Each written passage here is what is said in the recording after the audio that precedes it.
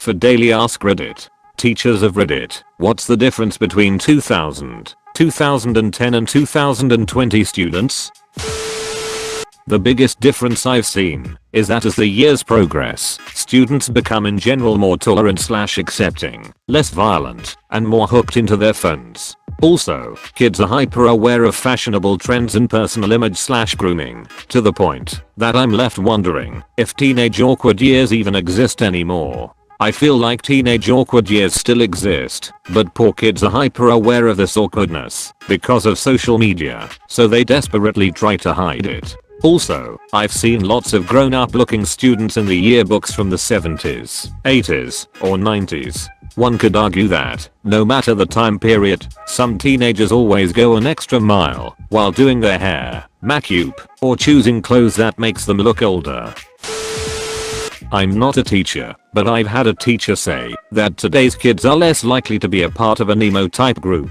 She said that today's kids dress and act more normally, while some of her students in the mid-2000s were emo, goth, etc.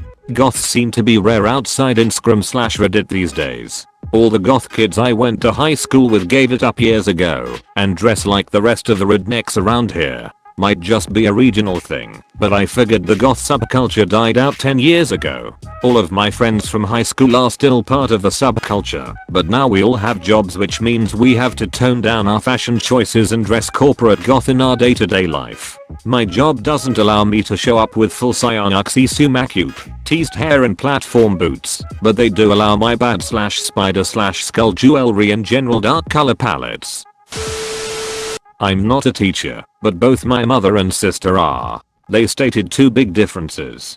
Social media changed how kids behave. A lot. Way more bullying is done online now, and less of it is physically violent. Certain trends don't really exist anymore. The punk/emo stuff from the 2000s isn't present today, but there is a stronger group of gamer/internet kids that play Fortnite and use TikTok. Also, there are way more outspokenly gay students. Social media changed how kids behave. A lot. Way more bullying is done online now, and less of it is physically violent. Was bullied physically quite a lot as an Asian kid by other black and Hispanic kids, so I think this is better. Online, I can just insect, block them and move on. Confrontations in real life, which can lead to physical contacts, can lead to the nice kids getting in trouble due to the zero tolerance policy. My dad taught middle school from 1968 to 2004. When he retired, I asked him what changes he saw in students from the beginning of his teaching career to the end. He answered, "The kids never changed. A teenager is always a teenager. The parents, however, changed dramatically. They used to respect teachers and side with us in disciplinary matters. But now they think their kids are perfect, and we are all glad I'm getting out before it gets worse." Not a teacher, but I can tell you that from the majority of examples presented to me, the relationship between teachers and students has gone from being one of obedience and discipline to something closer to a professional older friend, even with the older and stricter teachers. I've definitely found this since I went back to uni as an adult. I don't even think it's because I'm older and not a teenager, because when I've had classes with younger students it really is very much chill, like calling the lecturers by their first names and just chatting about the subject throughout the lectures, rather than just sitting quietly taking notes. I email my lecturers and start them like "Hi, Sue, I've got this problem, it's different, but I don't feel like there's any disrespect there." Teachers no longer say Pokemons anymore cause the new teachers grew up with Pokemon. And they can name them too. Heck, I bet newer teachers now wouldn't even confiscate Pokemon cards like the old teachers used to. They would just sit and play with the kids. I know I would. Teachers and math. With that said, big difference is that you can relate to your kids more. The problem with Pokemon cards comes when you have 2 or more kids claiming that a particular card is theirs. You have no way to prove whose it is, and no matter what you do you're going to end up with crying children and possibly a few calls from irate parents. Electronics. Hands down. They are the most wonderful gift and the biggest handicap at the same time. too many students use them as crutches or distractions instead of using it as a tool.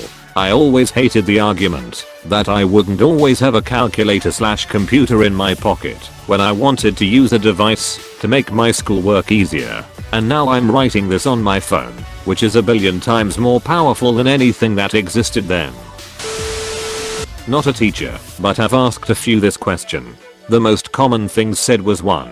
Kids seemed older then, whether it had to do with more freedom or being employing younger. Kids in high school looked like young adults, where now, many don't. They wear sports gear and look alike, and look well, like teenagers, making it really noticeable when anyone dresses older. There are a few kids at my high school that are so pointy I'm mistaken for sub-teachers by staff members that don't know them. The second most common response was capability. They agreed that it seemed kids now are less motivated, but compared to what their grandparents or parents were doing they are actually making a lot of progress. But there's so much work and it's so easy to get overwhelmed, especially with the rising rates of parents who aren't home/can't understand the new math, and larger class sizes making it challenging to aid anyone who is in fact trying to succeed.